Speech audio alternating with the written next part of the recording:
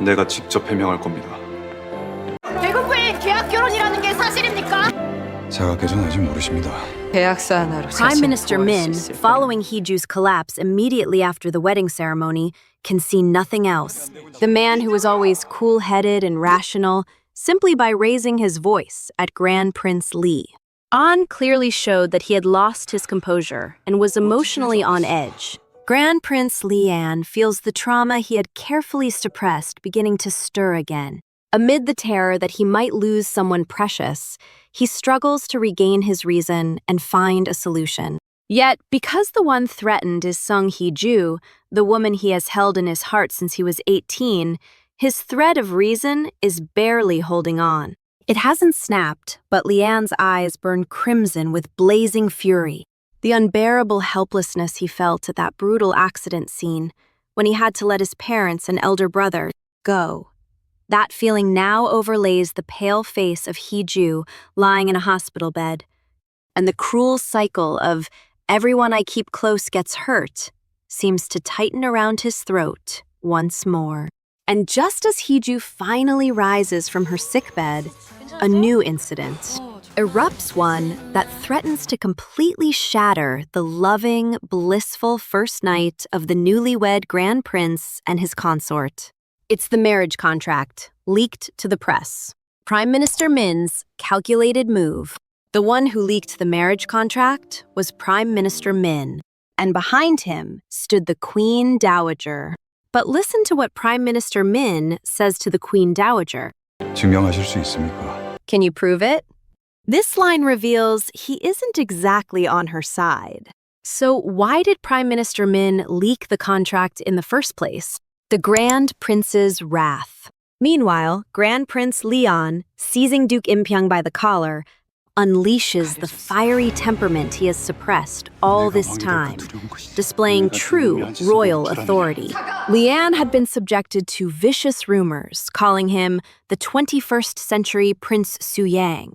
Yet he steadfastly supported his nephew Li Yuan's future. Had those who lust for power simply left Sung Hee-ju alone, Li Yun, the Queen Dowager's son, would have grown up to become king, and the Queen Dowager's regency would have solidified even further. That's why even Duke Impyung, who should have kept the Queen Dowager in check, turned a blind eye when she set the fire that burned the late king's edict and ultimately claimed his life, all for the sake of future power and prestige. He believed that the foundation of this nation, the Republic of Korea, should rest on the old noble houses. That's why the Duke didn't hesitate to orchestrate the Queen Consort's accidental death and King Hyojong's poisoning. But Grand Prince Leon, who sees through everything the Queen Dowager and Duke Impyong have done to seize the throne, already holds the king's edict in his hands. He senses the day is near, the day he will uproot the noble faction that tried to shake the nation's foundations and ascend to the throne in accordance with the late king's will.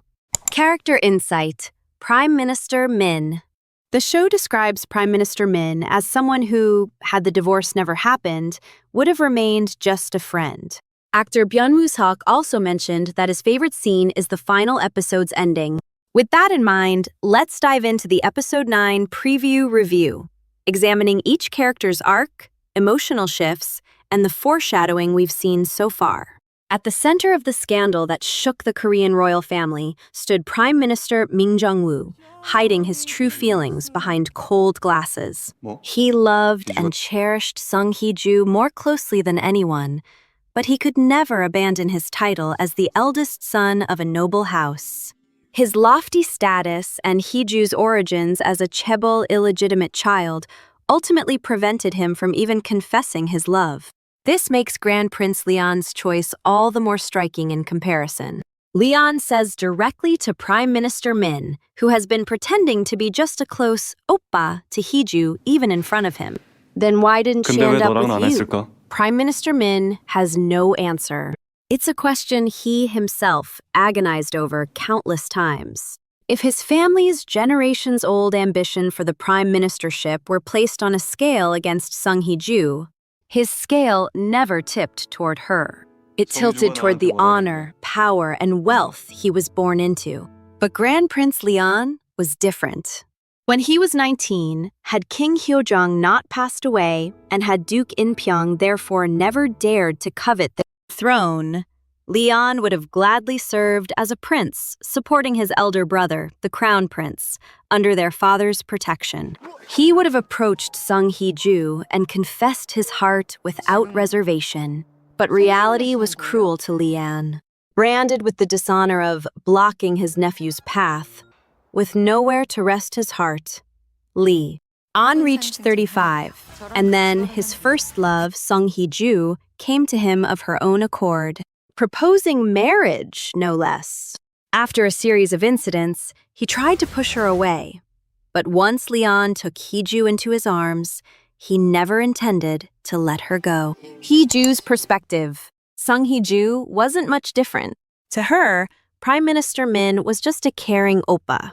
Nothing more, nothing less. She had long since realized that in his world, she could never be his priority over everything else he possessed. That's why, from the very beginning, Prime Minister Min was never a romantic option for her. The only thing Prime Minister Min could do was weakly warn Leon.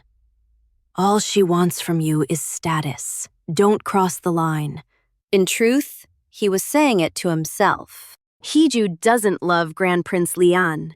All she wants from him is status. A flimsy reassurance. And then Prime Minister Min crossed a line he should never have crossed. Even if it was on the Queen Dowager's orders, he leaked the marriage contract to the press. Now, Grand Prince Leon can no longer treat Prime Minister Min as simply an old friend. The Queen Dowager's pressure. From the very beginning, the Queen Dowager repeatedly tried to win Prime Minister Min over, pressuring him to side with her, stop Lee, and oppose his marriage to Sung Hee-ju. Prime Minister Min's responses were always deliberately ambiguous. The cabinet does not oppose the royal family. It sounded like a pledge to protect and support the throne. But the royal family he referred to was not the Queen Dowager's maternal clan. It was the legitimate heirs, Grand Prince Leon and Lee Yoon. Yes, he leaked the contract on her orders, but it wasn't out of malice to destroy Leon. Rather, this crisis was likely a calculated move by lancing the festering wound within the palace. He would create an opportunity for Lee, and to prove his own worthiness as king. Just as the character description suggests, Prime Minister Min is choosing to preserve his friendship with Hee-ju and his loyalty to Leon, even if it means engineering an extreme situation like divorce. When Prime Minister Min asks the Queen Dowager, "Can you prove that Leon formed a contract marriage with Sung Hee-ju of Castle Group in order to eliminate his nephew Lee Yoon and seize the throne for himself?" It's a warning. He already sees through the illegitimacy of the Queen Dowager's power. Adam's betrayal. When Hee-ju returned to Grand Prince Leon's residence, it was Adam who had packed her suitcase, but the clothes she had packed were missing. And when Hee-ju arrived with Secretary Do, Adam was startled and stumbled out of the room. Adam's annual salary is 30 million won. Her late father left behind 50 million won in debt. On top of that, her younger sibling suffers from kidney failure and requires regular hospital visits, each costing 300,000 won. The Queen Dowager had ordered head court lady Jae-jo to find someone who has nothing but has much to protect. That person was Lee Adam. Adam's heart grew heavier with every act of espionage.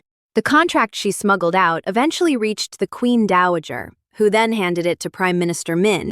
And Prime Minister Min knew once the contract went public, the criticism and blame would ultimately fall on Hee-ju. The bigger picture. The marriage contract leaked by Prime Minister Min plunged Hee-ju and Leon into crisis. But at the same time, by baiting the Queen Dowager and Duke Inpyeong into framing Leon with a fraudulent marriage narrative, it became the catalyst to expose their true faces to the public. Prime Minister Min already knew that Leon and Hee-ju's bond had deepened.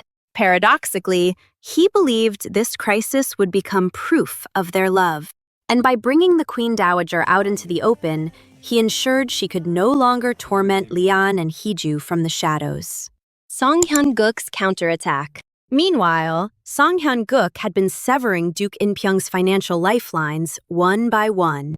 When he learned that the car accident, which everyone assumed was caused by Heeju's recklessness, was actually a deliberate crime targeting her, Song Hyun-guk was so enraged he could barely think straight.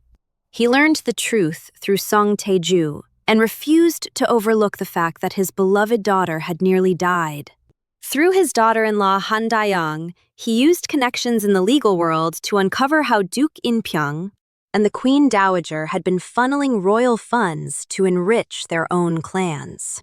And since Da-young, as a daughter of the noble houses, had relatively free access to the palace, Song Hyun-guk gave her several directives. Never leave Song Hee-ju's side. Listen carefully to what the palace staff say. The intelligence Da-young gathered through her connections was invaluable, including the identities of those colluding with Duke In-pyong and evidence that the royal accounts were being deliberately manipulated. Song Hyun-guk places a card in Heeju's hands amid the crisis triggered by the contract leak, a blade that can cut down Duke In-pyong. The dominoes fall. Meanwhile, Lee Adam confesses everything to the prosecutor and feels a strange relief at accepting her punishment. Even head court lady Jejo realizes that Yoon Il-dong, whom she has served since childhood, was never acting for the royal family's sake. It was only ever for herself and her clan. Upon this realization, she turns over all of the Queen Dowager's heinous deeds to the prosecution. Public outrage ignites over what they thought was the love story of the century, turning out to be a sham marriage.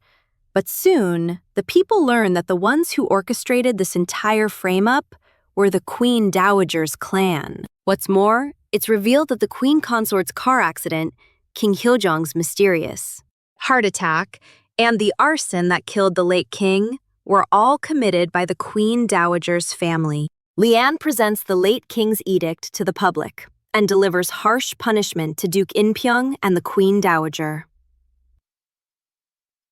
He strips them of all authority and confiscates their assets, which are then returned to the people.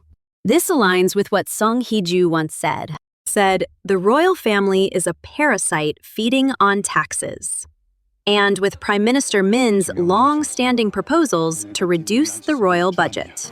Thanks to Hee-ju's entrepreneurial instincts, the royal family maintains thriving royal enterprises without relying on taxpayer money. And Grand Prince Leon, now king, uproots the noble faction that silently condoned the deaths of his parents, his brother, and even the poisoning of King Hyojong. Final thoughts. What do you think of this review? Grand Prince Leon's retreat from the regency to his private residence was not a defeat. It was a pause before a greater counterattack.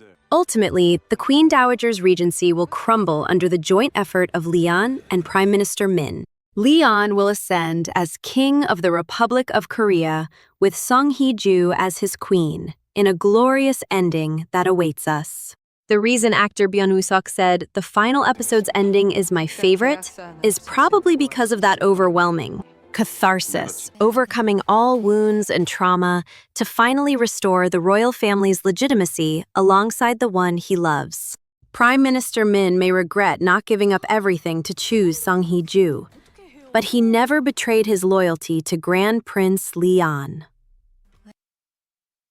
He may have appeared to be the Queen Dowager's man, but it was all a coordinated hunt with Leon to bring her down.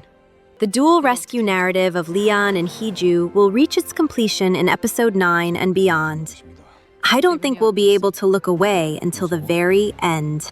If you have different thoughts or notice something I missed, please let me know in the comments. Thank you for watching, and please subscription, and see you again.